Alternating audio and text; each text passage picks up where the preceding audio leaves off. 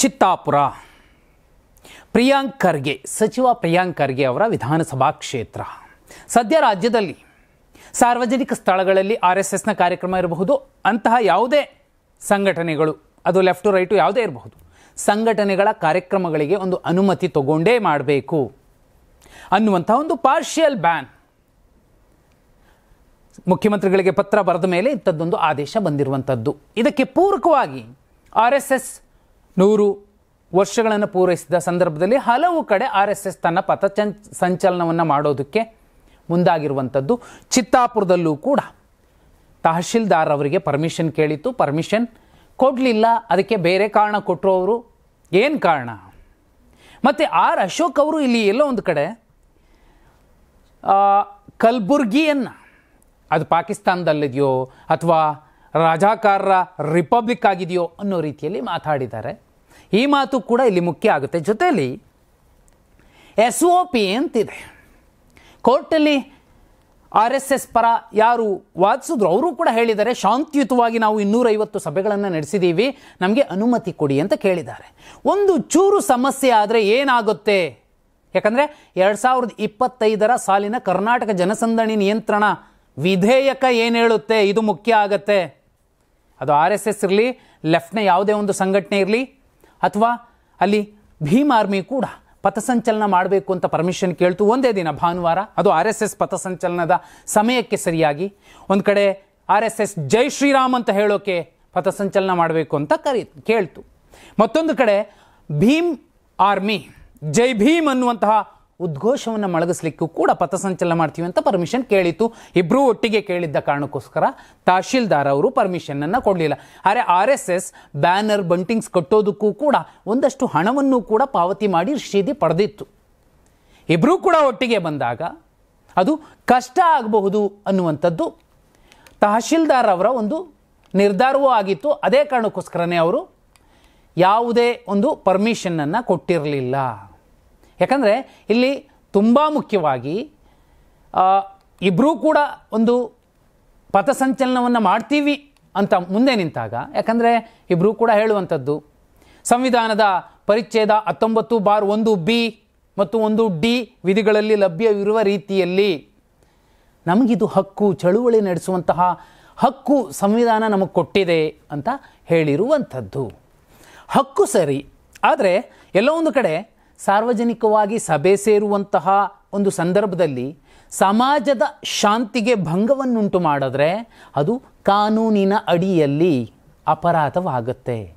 ಹಕ್ಕೂ ಹೌದು, ಹಕ್ಕು ಹಕ್ಕಾಗಿಯೇ ಇರಬೇಕೇ ವಿನಃ ಮತ್ತೊಬ್ಬರನ್ನು ಕುಕ್ಕುವ ಹಾಗಿರಬಾರದು. ಅದು RSS ಮಾಡಲಿ ತಪ್ಪು, ಮತ್ತೊಬ್ಬರೇ ಮಾಡಲಿ, ಲೆಫ್ಟ್ ಪಾರ್ಟಿಗಳೇ ಮಾಡಲಿ, ಲೆಫ್ಟ್ ಸಂಘಟನೆಗಳೇ ಮಾಡಲಿ, ಯಾವುದೇ ಇರಬಹುದು. ಇಲ್ಲಿ ಅಶೋಕ್ ಅವರೊಂದು ಮಾತು ಹೇಳಿದ್ದು ಏನು, ಚಿತ್ತಾಪುರ ಪಾಕಿಸ್ತಾನದಲ್ಲಿದೆಯಾ, ಅದು ಭಾರತದಲ್ಲಿಲ್ವಾ, ಅಥವಾ ರಾಜಾಕಾರರ ರಿಪಬ್ಲಿಕ್ಕನ್ನಾಗಿ ನೀವು ಮಾಡ್ಕೊಬಿಟ್ಟಿದ್ದೀರಾ ಅಂತೆಲ್ಲ ಪ್ರಶ್ನೆ ಮಾಡಿದ್ದಾರೆ. ಆದರೆ ಒಂದು ಬಹುಪಾಲು ಜನಕ್ಕೆ ಗೊತ್ತಿರಬೇಕಾದ, ಗೊತ್ತಿಲ್ಲದೆ ಇರಬಹುದಾದ ಒಂದು ವಿಚಾರ ಏನಂದರೆ, ಈ ಸ್ವಾತಂತ್ರ್ಯ ಬಂದ ಮೇಲೂ ಕೂಡ ಹೈದರಾಬಾದ್ನ ನಿಜಾಮರ ಕೈಲದ್ದಂತಹ ನಮ್ಮ ಇವತ್ತಿನ ಕಲ್ಯಾಣ ಕರ್ನಾಟಕದ ಸುಮಾರು 7 ಜಿಲ್ಲೆಗಳು, ಅದು ಮೇಲಿನ ಬೀದರ್ನಿಂದ ಹಿಡಿದು ಬಳ್ಳಾರಿಯ ತನಕ ಅಷ್ಟೂ ಜಿಲ್ಲೆಗಳಲ್ಲಿನ ಜನ ರಾಜಾಕಾರರನ್ನುವಂತಹ ಪರಮ ನೀಚ ಸೇನೆ ಹೊಂದಿತ್ತು. ಅವರದ್ದು ಒಂದೇ ಕೆಲಸ ಭಯ ಹುಟ್ಟಿಸುವಂಥದ್ದು. ಭಯೋತ್ಪಾದಕರನ್ನು ಇತ್ತೀಚೆಗೆ ನೋಡಿರೋದಲ್ಲ ಆ ಭಾಗದ ಜನ, ರಾಜಾಕಾರರನ್ನು ಅವತ್ತೇ ನೋಡಿದ್ದಾರೆ. ಮನೆಗಳಿಗೆ ನುಗ್ಗೋದು, ಹೆಣ್ಣು ಮಕ್ಕಳ ಮೇಲೆ ದೌರ್ಜನ್ಯ ಮಾಡೋದು, ಮನೆಯಲ್ಲಿದ್ದಂಥದ್ದನ್ನೆಲ್ಲ ದೋಚ್ಕೊಂಡು ಹೋಗೋದು, ಚಿನ್ನ ಮತ್ತೊಂದು ಮಗದೊಂದು ಎಲ್ಲ. ಅಂತಹ ಸಂದರ್ಭದಲ್ಲಿ ಕಣ್ಣಿಗೆ ಎಣ್ಣೆ ಬಿಟ್ಕೊಂಡು, ಕೈಯಲ್ಲಿ ಉಡಿಗಳಲ್ಲಿ ಕಾರದ ಪುಡಿ ತುಂಬಿಕೊಂಡು, ಕಲ್ಲು ದೊಣ್ಣೆ ಕುಡುಗೋಲು ಮಚ್ಚುಗಳನ್ನು ಹಿಡ್ಕೊಂಡು ಊರುಗಳನ್ನು ಕಾಪಾಡಿಕೊಂಡಂತಹ ಜನರಿದ್ದಾರೆ. ನಿಜವಾದ ಯಾರು ವೀರರು ಮತ್ತು ವೀರಾಗ್ರಣಿಗಳು ಯಾರಾದರೂ ಇದ್ದರೆ ಅದು ಈ ಭಾಗದವರು. ಅದು ಕೊಪ್ಪಳ, ಬಳ್ಳಾರಿ, ರಾಯಚೂರು, ಬೀದರ್, ಕಲಬುರ್ಗಿ ಈ ಭಾಗದ ಜನ ಇದ್ದಾರಲ್ಲ. ಇವತ್ತು ಕಲ್ಯಾಣ ಕರ್ನಾಟಕ 371J ಅದು ಸಿಕ್ಕೋದಕ್ಕೂ ಕಾರಣಗಳಿತ್ತು. ಅಂತಹ ನೆಲದಲ್ಲಿ ಸುಮಾರು ವರ್ಷಗಳ ಹಿಂದೆ ಒಂದು ಊರು, ಆ ಊರಿಗೆ ರಜಾಕಾರರು ಬಂದಿರ್ತಾರೆ. ಆ ಒಂದು ಗುಡಿಸಲಿದ್ದಂತಹ ಮನೆ. ಆ ಮನೆಯಲ್ಲಿ ಯಜಮಾನ ಕೆಲಸಕ್ಕೆ ಹೋಗಿರ್ತಾನೆ. ಎಲ್ಲರೂ ಕೂಡ ಹೆದರ್ಕೊಂಡು ಅವ್ರವ್ರ ಮನೆಗಳಿಗೆ ಹೋಗಿ ಬಾಗಿಲು ಹಾಕ್ಕೊಂಡಿರ್ತಾರೆ. ಇದು ಗುಡಿಸಲು. ಒಂದು ಮಗು ಹೊರಗಡೆ ಮರದಲ್ಲಿ ಒಂದು ಜೋಕಾಲಿ ಹಾಕಿದರೆ, ಒಂದು ಸೀರೆ ಜೋಕಾಲಿ ಹಾಕಿದರೆ ಅದರಲ್ಲಿ ಮಲಗಿಸಿದ್ದಾರೆ. ಆ ಮಗು ಮಲಗಿದೆ. ರಾಜಕಾರರು ಬಂದಿದ್ದಾರೆ, ಆ ಮನೆಗೂ ಟಾರ್ಗೆಟ್ ಮಾಡಿದ್ದಾರೆ. ಅವರು ತಡಿಕೆನೋ ಏನೋ ಹಾಕ್ಕೊಂಡು ಮುಚ್ಕೊಂಡಿದ್ದಾರೆ. ಇಡೀ ಮನೆಗೆ ಬೆಂಕಿ ಹಚ್ಚಿದ್ದಾರೆ. ಅಲ್ಲಿ ಒಂದು ತಾಯಿ, ಆ ಮಕ್ಕಳು ಅವರೆಲ್ಲ ಸುಟ್ಟು ಭಸ್ಮ ಆಗ್ತಾರೆ. ಊರೇ ಸ್ಮಶಾನ ಆಗಿರುತ್ತೆ. ಆ ಮನೆಯ ಗುಡಿಸಲಿನ ಯಜಮಾನ ಮತ್ತೆ ವಾಪಸ್ ಊರಿಗೆ ಬಂದಾಗ ಊರು ಸ್ಮಶಾನ ಆಗಿರುತ್ತೆ. ಆದರೆ ಆತನ ಒಂದೇ ಒಂದು ಮಗು ಉಳಿದಿರುತ್ತೆ. ಅದು ಆ ಸೀರೆಯ ಜೋಕಾಲಿಯಲ್ಲಿ ಮಲಗಿದ್ದಂತಹ ಕಂದಮ್ಮ. ಆ ಪುಟ್ಟ ಕಂದನನ್ನು ಎತ್ಕೊಂಡು ಮತ್ತೊಂದು ಊರಿಗೆ ಬರ್ತಾರೆ. ಅಲ್ಲಿ ಆ ಮಗನನ್ನು ಬೆಳೆಸ್ತಾರೆ. ಆ ಮಗ ಮುಂದೊಂದು ದಿನ ಈ ರಾಜ್ಯದಲ್ಲಿ ಹಲವು ಬಾರಿ ಶಾಸಕರಾಗಿ ಆಯ್ಕೆಯಾಗಿ ಸಚಿವರಾಗಿ ಇವತ್ತು ಇದು ಕಾಂಗ್ರೆಸ್, ರಾಷ್ಟ್ರೀಯ ಕಾಂಗ್ರೆಸ್ನ ಅಧ್ಯಕ್ಷರಾಗಿರುವಂಥವರು ಅವರು ಮಲ್ಲಿಕಾರ್ಜುನ ಖರ್ಗೆ. ರಾಜಕಾರರ ದಳ್ಳೂರಿಗೆ ಸಿಕ್ಕಿ ನರಳಿ ಅವರ ಇಡೀ ತಾಯಿ ಸೋದರರನ್ನು ಕಳ್ಕೊಂಡಂತಹ ಒಬ್ಬ ವ್ಯಕ್ತಿ ಅದು ಮಲ್ಲಿಕಾರ್ಜುನ ಖರ್ಗೆ. ಆ ಮಗು ಅವತ್ತು ಒಂದು ವೇಳೆ ಅತ್ತಿದ್ರೆ, ಗೋಳಾಡಿದ್ರೆ, ಹೊಟ್ಟೆ ಹಸುವಿನಿಂದ ಕಣ್ಣೀರು ಹಾಕಿದ್ದಿದ್ರೆ ಆ ಮಗುವನ್ನು ಸುಟ್ಟಾಕ್ತಿದ್ರು. ಅಂತಹ ಸ್ಥಿತಿಯಿಂದ ಒಂದು ಪ್ರಾಣವನ್ನು ಉಳಿಸಿಕೊಂಡು ಒಂದು ರೀತಿಯಲ್ಲಿ ಕಾದಾಡಿ ರಾಜಕಾರರ ವಿರುದ್ಧ ಗೆದ್ದು ಬಂದಂತಹ ಆ ಮಗು ಇವತ್ತು ಮಲ್ಲಿಕಾರ್ಜುನ ಖರ್ಗೆ. ಬಹುಪಾಲು ಜನಕ್ಕೆ ಈ ವಿಚಾರ ಗೊತ್ತಿಲ್ಲ.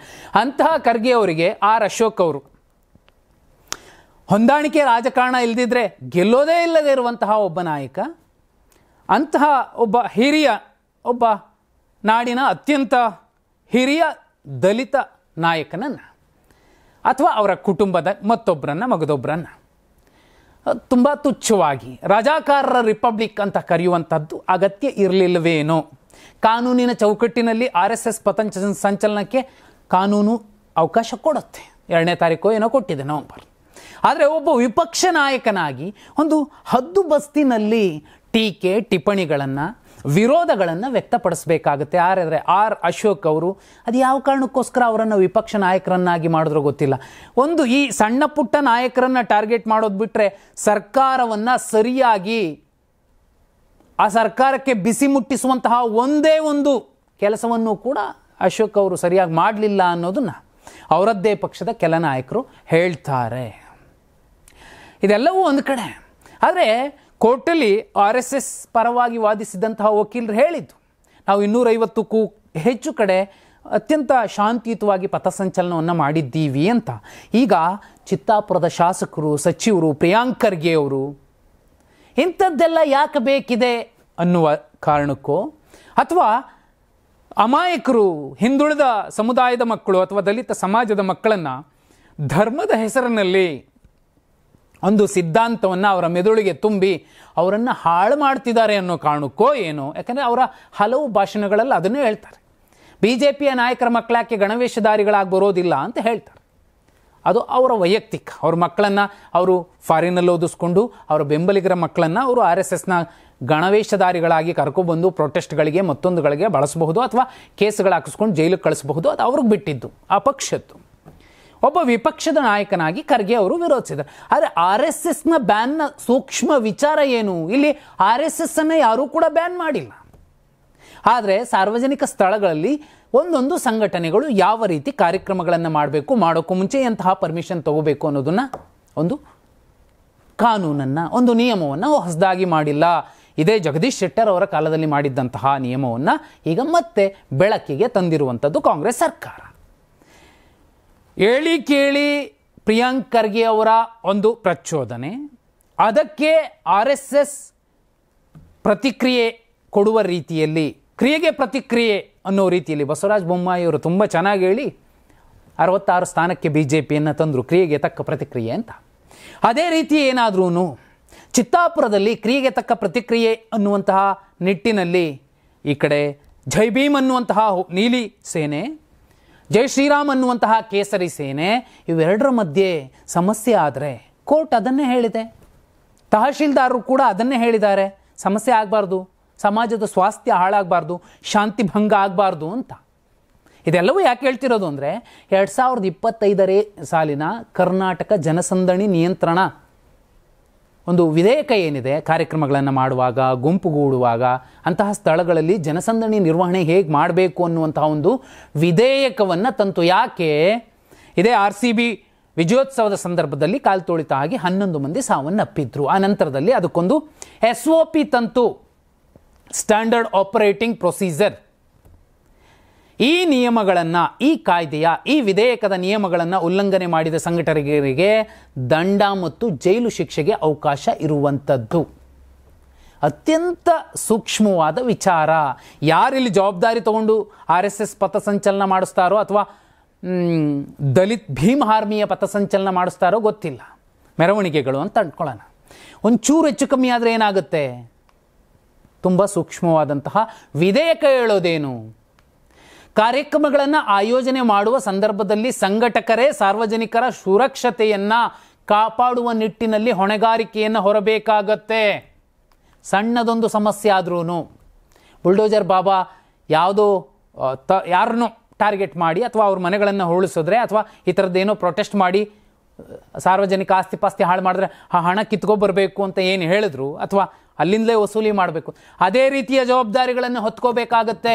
ಈಗ ಯಾರೇ ಮಾಡಲಿ ಪಥಸಂಚಲನ, ಸಣ್ಣ ಸಮಸ್ಯೆ, ಒಂದು ಅಂಗಡಿ ಗೂಡಿಗೆ ಕಲ್ಲು ಬಿದ್ದರೂ ಕೂಡ ಕಾಪಾಡುವ ನಿಟ್ಟಿನಲ್ಲಿ ಹೊಣೆಗಾರಿಕೆಯನ್ನು ಆ ಆಯೋಜಕರೇ ಹೊತ್ಕೋಬೇಕಾಗತ್ತೆ. ಜನಸಂದಣಿ ನಿಯಂತ್ರಣ ವಿಧೇಯಕ 2025 ಪ್ರಕಾರ. ಅಲ್ಲದೆ ಬೃಹತ್ ಕಾರ್ಯಕ್ರಮಗಳನ್ನು ಆಯೋಜನೆ ಮಾಡುವ ಮೊದಲು ಕಡ್ಡಾಯವಾಗಿ ಅನುಮತಿಯನ್ನು ಪಡೆದುಕೊಳ್ಳಬೇಕಾಗಿದೆ. ಪೂರ್ವಾನುಮತಿ ಮತ್ತು ಸುರಕ್ಷತಾ ಅನುಮತಿಯನ್ನು ಕಡ್ಡಾಯವಾಗಿ ಪಡೆದುಕೊಳ್ಳಲೇಬೇಕಾಗುತ್ತದೆ. ಅಷ್ಟೇ ಅಲ್ಲ, ನಷ್ಟ ಪರಿಹಾರ ಪತ್ರವನ್ನು ಪಡೆದುಕೊಳ್ಳಬೇಕು. ಈ ವಿಧೇಯಕ ಅತ್ಯಂತ ಸ್ಪಷ್ಟವಾಗಿ ಹೇಳಿರೋದು ಇದೆ ನೋಡಿ. ಏನಿದು ನಷ್ಟ ಪರಿಹಾರ ಬಾಂಡ್? ಬೃಹತ್ ಕಾರ್ಯಕ್ರಮಗಳನ್ನು ಆಯೋಜನೆ ಮಾಡುವ ಸಂಘಟಕರು ನಷ್ಟ ಪರಿಹಾರ ಬಾಂಡ್ ಠೇವಣಿ ಇಡಬೇಕು. 1 ಕೋಟಿ ಮೊತ್ತದ ನಷ್ಟ ಪರಿಹಾರ ಬಾಂಡನ್ನು ಠೇವಣಿ ಇಡಬೇಕಾಗುತ್ತೆ. ಒಂದು ವೇಳೆ ಕಾರ್ಯಕ್ರಮದ ಸಂದರ್ಭದಲ್ಲಿ ಸಾರ್ವಜನಿಕರ ಆಸ್ತಿ ಹಾನಿಯಾದರೆ, ಸಾರ್ವಜನಿಕರ ಪ್ರಾಣ ಮಾನ ಹೋದರೆ, ಜೀವಹಾನಿ ಆದರೆ ಈ ಬಾಂಡನ್ನು ಅದಕ್ಕಾಗಿ ಬಳಸಿಕೊಳ್ಳಲಾಗುತ್ತದೆ. ನಿಯಮ ಉಲ್ಲಂಘಿಸಿದ್ರೆ ಸಂಘಟಕರಿಗೆ 7 ವರ್ಷದಿಂದ 10 ವರ್ಷಗಳ ಕಾಲ ಶಿಕ್ಷೆ ಕೂಡ ವಿಧಿಸುವಂತಹ ಎಲ್ಲ ಅವಕಾಶ ಪೊಲೀಸರಿಗೆ ಇರುತ್ತೆ. ಅಲ್ಲಿಗೆ ನಾವು ಚಿತ್ತಾಪುರದ ಶಾಸಕರು ಸಚಿವರು ಆಡಿದಂತಹ ಮಾತಿಗೆ, ನಡೆ ನುಡಿಗೆ ಸೇಡು ತಿರ್ಸ್ಕೊಂತೀವಿ ಅಂತ ಯಾರಾದರೂ ಮುಂದೆ ಹೋದರೆ, ಕ್ರಿಯೆಗೆ ತಕ್ಕ ಪ್ರತಿಕ್ರಿಯೆ ಮಾಡುವಂತಹ ಉನ್ಮಾದದಲ್ಲಿ ಏನಾದರೂ ಮುಂದುವರೆದ್ರೆ, ಯಾಕಂದರೆ ಅಲ್ಲಿನ BJPಯ ಕೆಲ ನಾಯಕರುಗಳು ಒಂದಷ್ಟು ಕ್ರಿಮಿನಲ್ ಕೇಸ್ಗಳನ್ನು ಹಾಕಿಸ್ಕೊಂಡು ಜೈಲಿಗೆ ಹೋಗಿ ಬಂದಿರೋರು ಇದ್ದಾರೆ. ಚಿತ್ತಾಪುರ ಕ್ಷೇತ್ರದ ಬಗ್ಗೆ ಪ್ರಿಯಾಂಕ್ ಖರ್ಗೆ ಅವರ ವಿಚಾರವಾಗಿ BJP ನಾಯಕರು ಬೇರೆ ರೀತಿಯಲ್ಲೂ ಕೂಡ ವರ್ತಿಸುವ ಒಂದು ಧೋರಣೆಗಳನ್ನು ಹೊಂದಿದ್ದಾರೆ. RSS ಪಥಸಂಚಲನದ ಹೆಸರಿನಲ್ಲಿ ಸಮಸ್ಯೆ ಆಗದೆ, ಬರೀ ಪಥಸಂಚಲನ ಆದರೆ ಯಾವ ತೊಂದರೆನೂ ಆಗೋದಿಲ್ಲ. ಒಂದು ವೇಳೆ ಹೆಚ್ಚು ಕಮ್ಮಿ ಆದರೆ ಸರ್ಕಾರ ಅದನ್ನು ಒಂದು ಬ್ರಹ್ಮಾಸ್ತ್ರವಾಗಿ ಬಳಸ್ಕೊಳ್ಳುತ್ತೆ. ನೋಡಿ ಚಿತ್ತಾಪುರ ಏನಾಯಿತು, ಯಾಕೆ ಕೊಡಬೇಕು ನಿಮಗೆ ಪರ್ಮಿಷನ್? ಸಮಸ್ಯೆ ಆಗತ್ತೆ. ಜನಸಂಖ್ಯಾ ಒಂದು ಜನಸಂದಣಿ ನಿಯಂತ್ರಣ ವಿಧೇಯಕ 2025 ತುಂಬ ಸ್ಪಷ್ಟವಾಗಿ ಹೇಳ್ತಿರುವಂಥದ್ದು ಮತ್ತು ಇತ್ತೀಚೆಗೆ ಸರ್ಕಾರ ಮಾಡಿರುವಂತಹ ಒಂದು ಆದೇಶ, ಸಾರ್ವಜನಿಕ ಸ್ಥಳಗಳಲ್ಲಿ ಯಾವುದೇ ಸಂಘಟನೆಗಳಿರಬಹುದು ಯಾವ ರೀತಿ ಕಾರ್ಯಕ್ರಮಗಳನ್ನು ಮಾಡಬೇಕು ಎಲ್ಲವೂ ಕೂಡ ಒಂದೇ ಸಾಲಿಗೆ ಬಂದು ನಿಲ್ಲುತ್ತೆ. ಚಿತ್ತಾಪುರದಲ್ಲಿ ನಾವು ಏನೋ ಮಾಡಿಬಿಡ್ತೀವಿ, ನಾವು ಶಕ್ತಿ ಪ್ರದರ್ಶನ ಮಾಡ್ತೀವಿ, ಯಾರೇ ಇರಬಹುದು, ರೈಟ್ ಆರ್ ಲೆಫ್ಟ್, ಕಷ್ಟ ಇದೆ. ಸಮಸ್ಯೆ ಆಯೋಜಕರಿಗೆ ಬರುತ್ತೆ. ಒಂದು ಸಮಾಜದಲ್ಲಿ ಒಂದು ಕಡೆ ದೇವಸ್ಥಾನ ಇದೆ, ಒಂದು ಕಡೆ ಚರ್ಚ್ ಇದೆ, ಮತ್ತೊಂದು ಕಡೆ ಬಸದಿ ಇದೆ, ಮತ್ತೊಂದು ಕಡೆ ವಿಹಾರ ಇದೆ, ಇನ್ನೊಂದು ಕಡೆ ದರ್ಗಾ ಇದೆ ಅಂದಾಗ ಇದು ಭಾರತ, ಎಲ್ಲವನ್ನೂ ಕೂಡ ನೋಡಲೇಬೇಕು.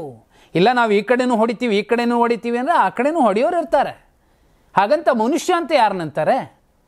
ಕಾಟಾಚಾರಕ್ಕೆ ವಸುದೈವ ಕುಟುಂಬಕಂ ಅನ್ನೋದಾ? ಎಲ್ಲರನ್ನೂ ಗೌರವಿಸಬೇಕು, ಪರಧರ್ಮವನ್ನೂ ಕೂಡ ಪ್ರೀತಿಸಬೇಕು, ನನ್ನ ಧರ್ಮವನ್ನು ಆರಾಧಿಸಬೇಕು.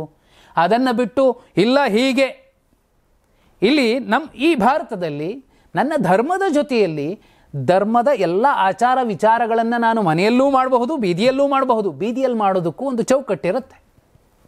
ನಾನು ಹಿಂದೂ, ಮುಸ್ಲಿಂ, ಕ್ರೈಸ್ತ, ಜೈನ ಯಾವುದೋ ಹೇಳ್ತಿಲ್ಲ, ಯಾವುದೇ ಧರ್ಮ ಆಗಿರಲಿ. ಆದರೆ ಅದನ್ನು ಬೀದಿಯಲ್ಲಿ ತಂದು ಪ್ರದರ್ಶನ ಮಾಡುವಂಥದ್ದೇನಿರೋದಿಲ್ಲ. ಬೀದಿಯಲ್ಲಿ ತಂದು ಪ್ರದರ್ಶನ ಮಾಡಬಹುದಾದಂಥದ್ದು ಪ್ರತಿಭೆ ಮಾತ್ರ. ಧರ್ಮ ಪ್ರತಿಭೆ ಅಲ್ಲ, ಅದೊಂದು ಕ್ರಮ, ಅದೊಂದು ಶಿಸ್ತು, ಬದುಕಿನ ಒಂದು ಹಾದಿ ಅಷ್ಟೆ.